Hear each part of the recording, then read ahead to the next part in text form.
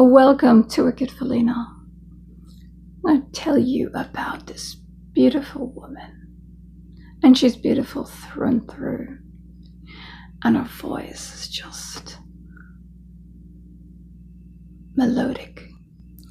And a little backstory on her. She's won 29 awards.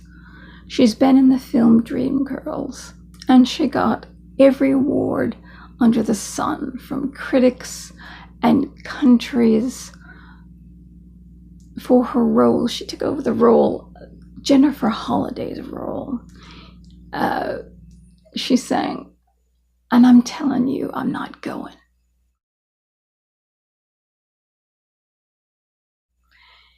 And that's, Jennifer Holliday was this really powerful singer.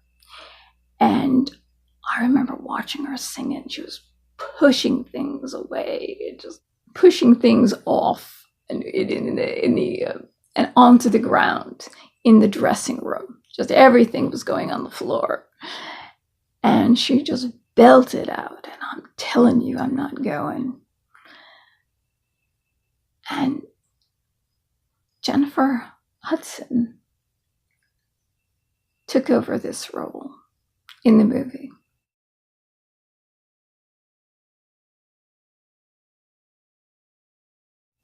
"29 awards. She was on American Idol. She was in the 3rd season, and she came in 7th. Not first, but 7 is a lucky number. It's actually a mystical number as well. God's number, they say, is 77. So 7 may have done her very well. She said, after she won, she said, "I wish my grandmother was alive, because she loved to hear me sing. And she always inspired me and encouraged me. And I wish she was alive to see these awards, what's happening now in my life." Something very sad happened to her. I don't know if you remember when this happened. Jennifer ended up she lost her grandmother. One night she ended up losing her mother and her brother. They weren't sure, but they think they knew who the murderer was. And after being so high and getting all this joy, to lose your mother and your brother must have been devastating. Can you imagine how she felt? A few days later, her 7-year-old nephew was found murdered in an SUV. Can you imagine how she felt? Losing her mother and her brother at once, and then her 7-year-old nephew. Can you imagine how devastated she was? Can you imagine how devastated the rest of her family was at this happening? And they did find the person who did it.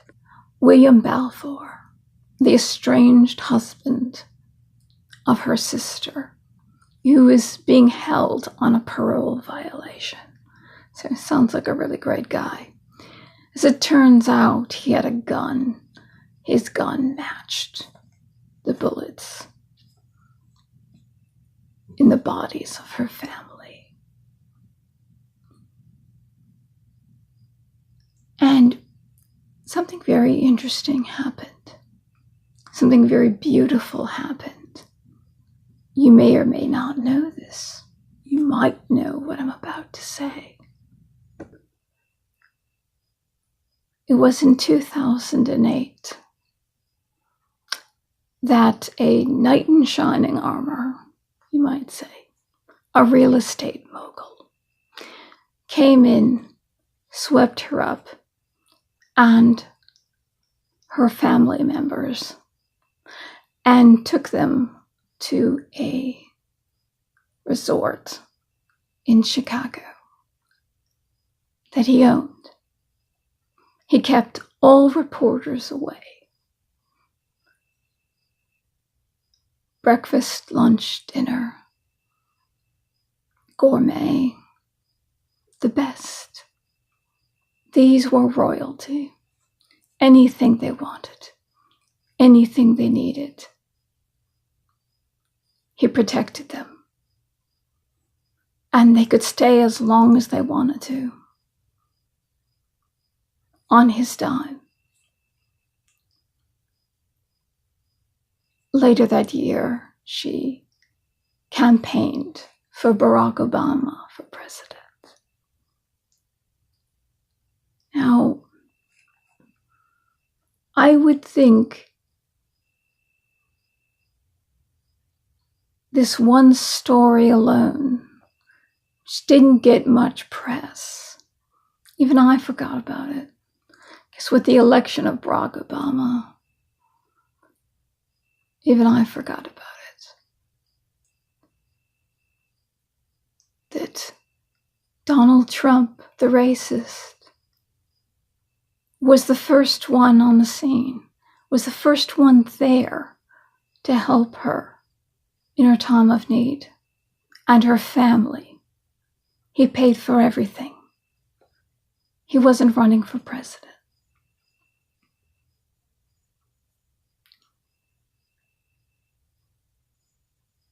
I know you're saying, somebody out there is saying, the birther. Let me tell you about that, and let's get this one right off the table right now. Sidney Blumenthal, who worked for Hillary Clinton, found some pictures of Barack Obama dressed in African garb. African Muslim garb. And put it out there because he wanted to make Barack Obama look like he wasn't American. After all, when John Anderson and Hillary Clinton, in front of the American flag, and the anthem was being played, the Pledge of Allegiance, they had their hands over their hearts, and Barack Obama has had his hands by his side. If you grew up in America, and he's older than I am, that's what kids did at school. Every morning, you say the Pledge of Allegiance. I did it. And he's much older than I am, twice my age. If he grew up in this country, he should definitely have known, and also have known how to spell RESPECT, which he misspelled because he was reading TOTUS, and the word respect was misspelled. He was honoring Aretha Franklin at the time. But if you grew up in America, you've heard that song over and over and over again. And being the great intellectual that he was or is, you would, even if TOTUS has a misspelling, you would read the word as it's supposed to be spelled. What happened was Barack Obama started to do a lot of things when he was in office that he took privilege as president to do, but were not in the Constitution, were completely against the law, like DACA. And if your child got in here, if you were so bold as a wonderful parent to send your child who definitely would get raped, or as it turns out, 83% of those children weren't reunited with the people who brought them in, because it turned out they were human traffickers, and they disappeared. They went back to Mexico. They were bringing in these children for sex trafficking. That's the reason why they were separated. And that's the one way to protect children, Mexican children. I care about the Mexican children, not care about the adults that are going to use them for sex trafficking. And Obama had 70,000 children in cages and encouraged people to come across the border. 91% of the women that crossed were raped. It's according to Amnesty International and Pew Research.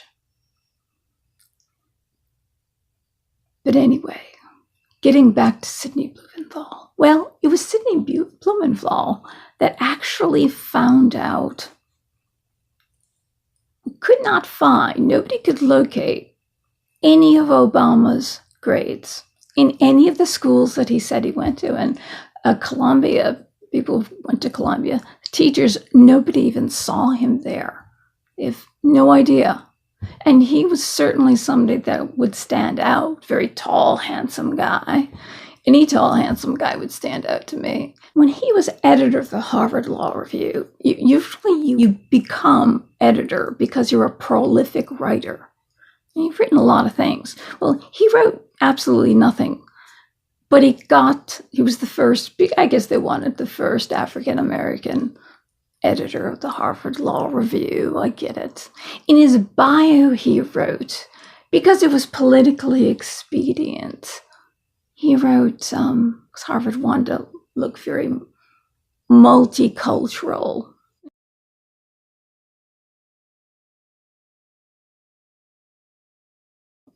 He wrote in his bio, that's the only thing he really wrote as editor of the Harvard Law Review, was that he was born in Kenya. And we also have his grandmother on tape saying that she was there at his birth in Kenya. I remember my sister screaming at me and said, that was a mistake. Can't I figure out that the grandmother, the Kenyan grandmother who lives in Kenya, who never stepped foot in America ever, hallucinated his birth? I guess so. I say she's an honest woman.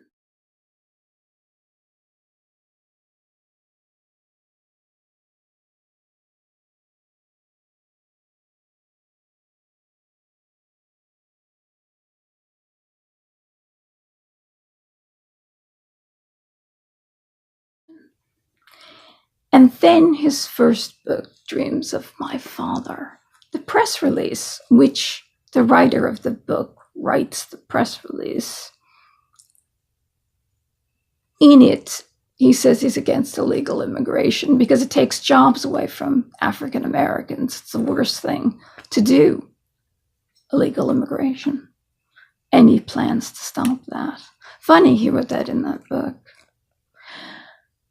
But in that book, in the press release, he wrote, he was born in Kenya. Okay. All right, we're up to 4. 3, we got 4. His wife, Michelle Obama, in fact, more than once. This was before he was president. When we took our trip to Africa and visited his home country in Kenya,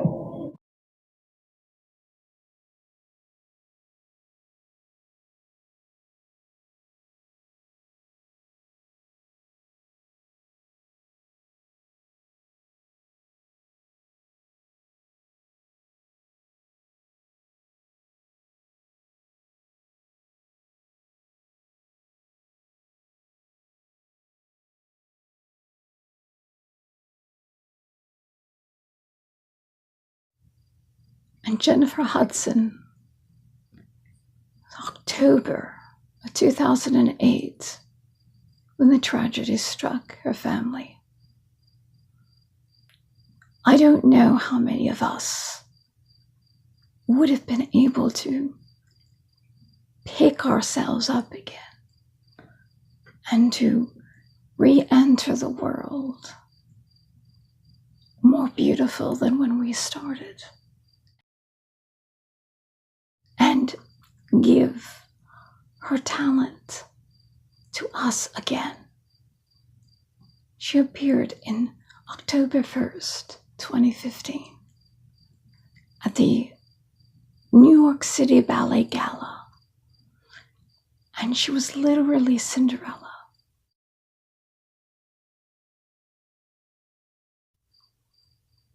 She was literally Cinderella, coming from abuse, being battered and beaten, her soul, to beauty. How many of us have suffered as she did, and then been able to return as if resurrected and become sublime.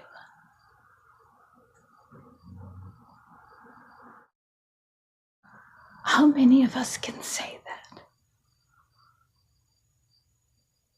She's amazing. And she did have help from an angel who was never a racist before.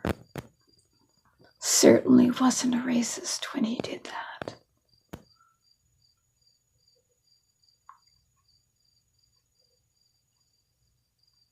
I see, to this day, old and young African-American prize fighters saying, he was never a racist before.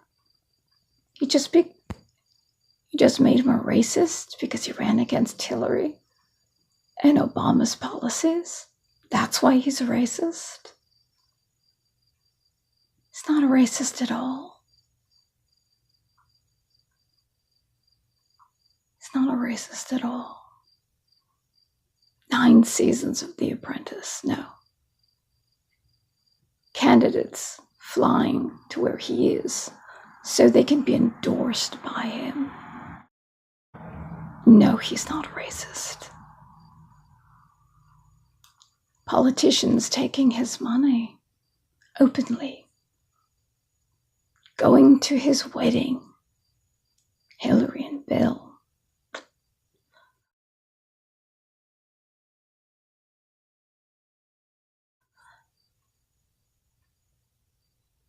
They're the ones who know KKK members and segregationalists. Those are their mentors, and they've openly admitted it. But it's Trump that's the racist. No. He was a guardian angel. And like many times before, he helps people with the money that he has, with the power that he has. He helps people in need. And we need to stop this. We need to stop the lies. One little kiss from Felina. And if you could, please pass this channel on.